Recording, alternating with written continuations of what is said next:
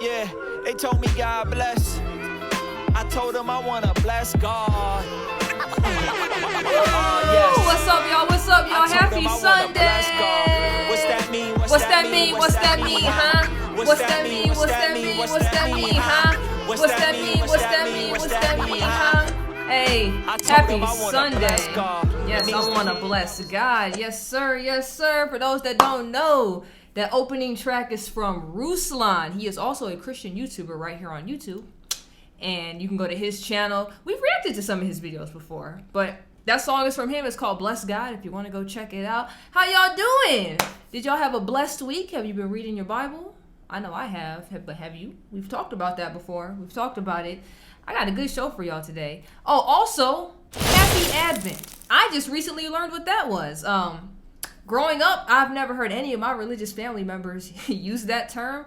And somebody recently just said it to me, and I was like, what is Happy Advent? What is that? So I looked into it, and the first video of today actually is from a channel called The Religious Hippie, and she's going to give us a breakdown on what it is in case you are like me and you had no clue. So let's start off the show with that and see what the Advent is.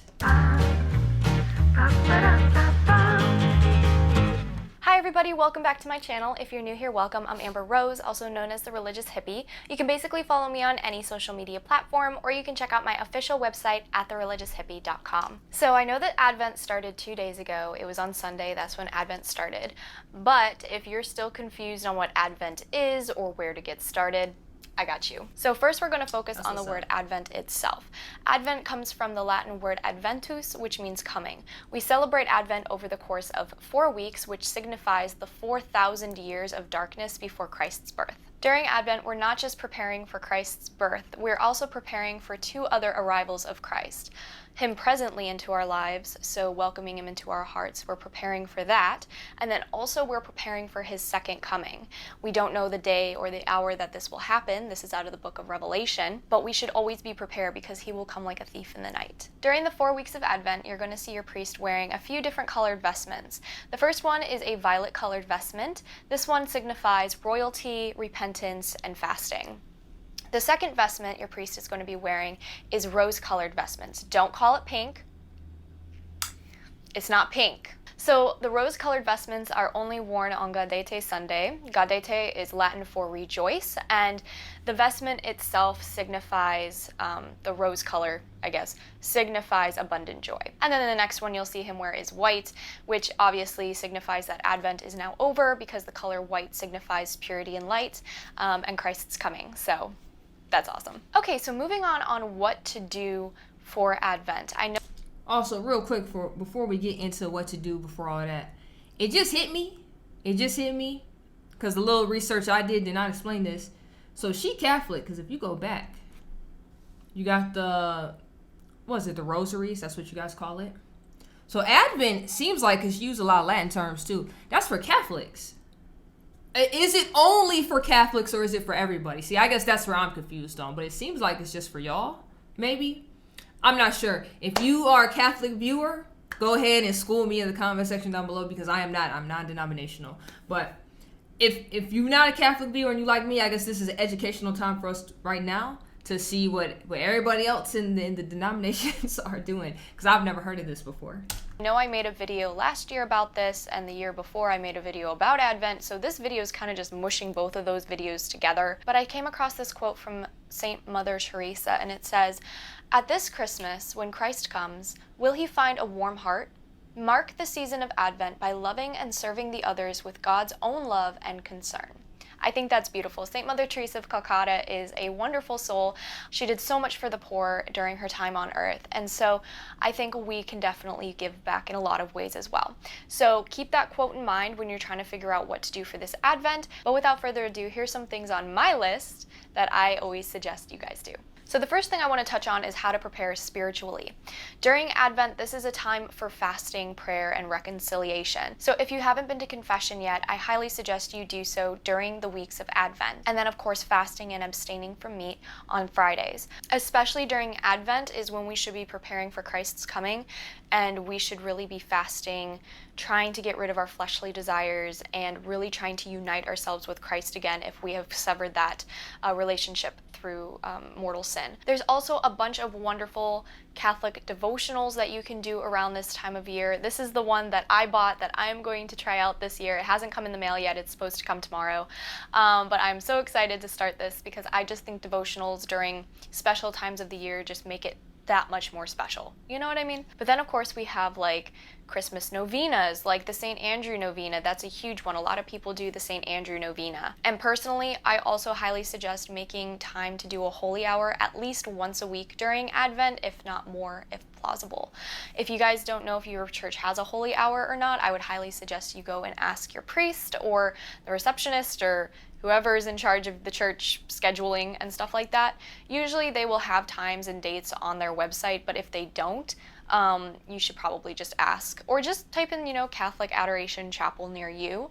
It might be a little far, but it's worth it. Next up is getting an Advent wreath. I think this one's the most common one. Or if you have kids, make an Advent wreath. Get creative with stuff you have around the house, or you guys can order one, like a kit or something. Just get a bunch of supplies from the dollar store and make one. That's always really fun. Kids always have a blast with that.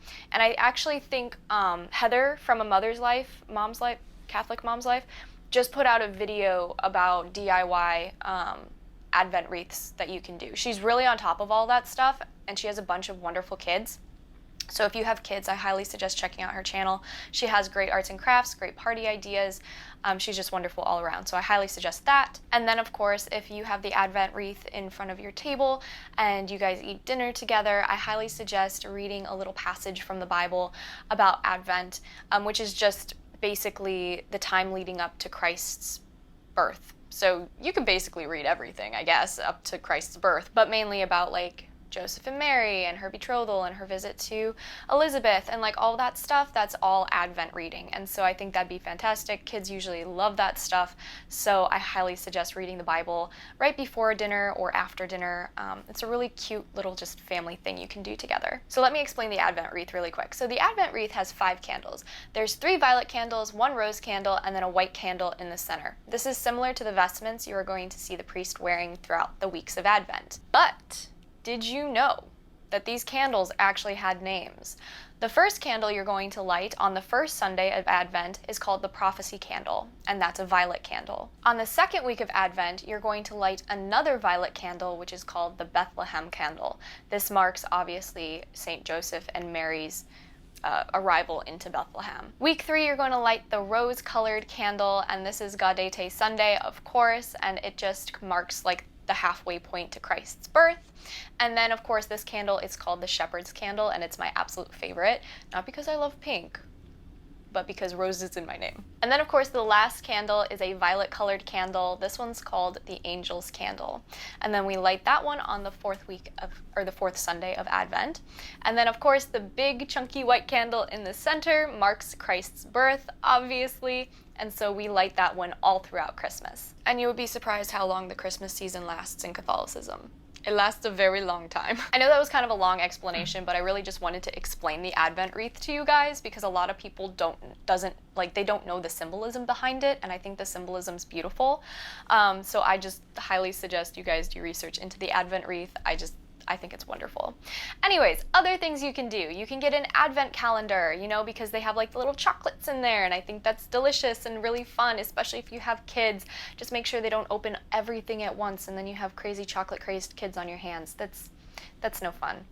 Is that okay? Because I've never heard of the Advent season, but I've seen the Advent calendars. There's like a bunch of different ones. One of the main ones last year was like one from Nintendo.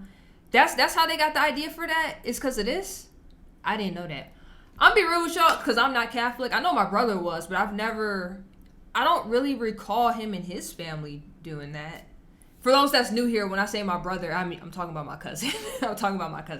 I don't recall their family ever doing that during the holidays. This is interesting. Now, if we're not Catholic, can you still do these things and celebrate them? Or is this just like for the Catholic Church? If something sounds good, it's like, I like this part of it, can you just do it? Is that... I'm genuinely asking. I have no clue how any of this works. Just letting y'all know. We all learning together. I mean, unless you Catholic, then you obviously already know this. I mean, it's fun for them. They don't care. But, you know. Anyways, you can listen to Advent music, which is something I really enjoy doing. Advent music is different from Christmas music. It's like, O Come, Emmanuel, and like really pretty pre-birth Christ songs. That makes sense. We do not stand Mary, Did You Know? Originally, I said that like 2 years ago that I was like, oh my gosh, this is such a traditional, pretty song. And then I actually listened to it and I was like, girl, she totally knew. What are you talking about? I linked my Advent Spotify playlist below for you guys if you guys want to listen to it for the 4 weeks of Advent. I absolutely love this playlist personally, but you know, to each their own. The next quick reminder, as you guys always know, I always put the link to the original video in the description box below, so everything she's talking about, you can hit the link, go to her video, and check out all the links to her Spotify playlist and all that if you are interested. Thing you can do is you can volunteer at a soup kitchen. My boyfriend and I, we try to do this at least once a week, but if you haven't started yet, now's a great time to start. I also want to say, if you can't find any places to volunteer, it was really hard for us to find a place to volunteer at, but if you ask your local church if there's any soup kitchens or coat drives or anything you can help volunteer with, they'll be more than happy to give you some kind of referral. Or if you absolutely can't find anything, then just do something nice for your neighbor or do something nice for your family without expecting anything in return.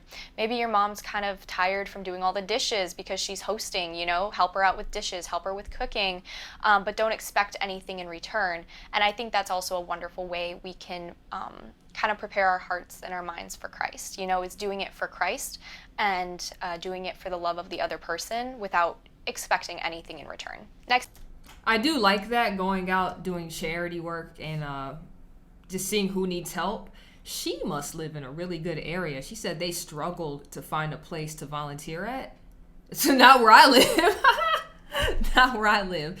Everybody needs help. So, wow, she must live in a really good area. That's nice.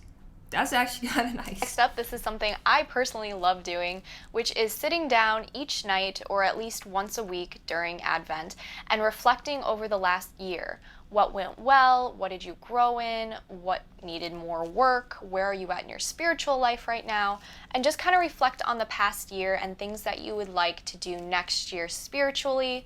What are some goals you have in mind for your spiritual life or just in general? Is there a specific virtue you want to start working on, or is there a virtue that you're lacking in that you weren't aware of before?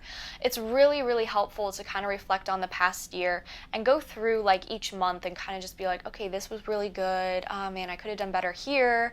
I could have done more volunteering there. You know, it's just really helpful so we have a game plan for next year. And last but not least, decluttering. I think decluttering is a wonderful way to prepare our hearts and our homes for Jesus. I know some people will take one item each day during Advent and put it in a Goodwill bag to go to Goodwill or whatever, your thrift store of choice. But so real quick, I know she said take it to Goodwill. I don't know how it is where you guys live, but all the Goodwills and Salvation Armies and stuff like that in my area, whatever you donate to them, they're not giving to charity. They're putting out on that showroom floor and they're selling it. And because, especially Goodwill, as somebody who used to be a reseller, this used to be a big thing I disliked about Goodwill. They had beef with resellers. Mind you, Goodwill gets all their stuff for free. So to combat that, they started putting their prices to whatever the eBay price was, which don't make sense. Savers is really bad at that too. So, for example, Savers can have super dirty Nike men's polos, holes in them, funky, musty, and they're like, oh yeah, $20 to start off. Like $20? I can go to Ross, Burlington, TJ Maxx, and I can get brand new for $20. Like, what are you doing? It's like, well, the resellers, yeah, certain things can resell for that price, and the condition has to be good as well. Don't give your stuff to thrift stores. Find, like how I did with the homeless shelter, shout out to Nikki once again for that.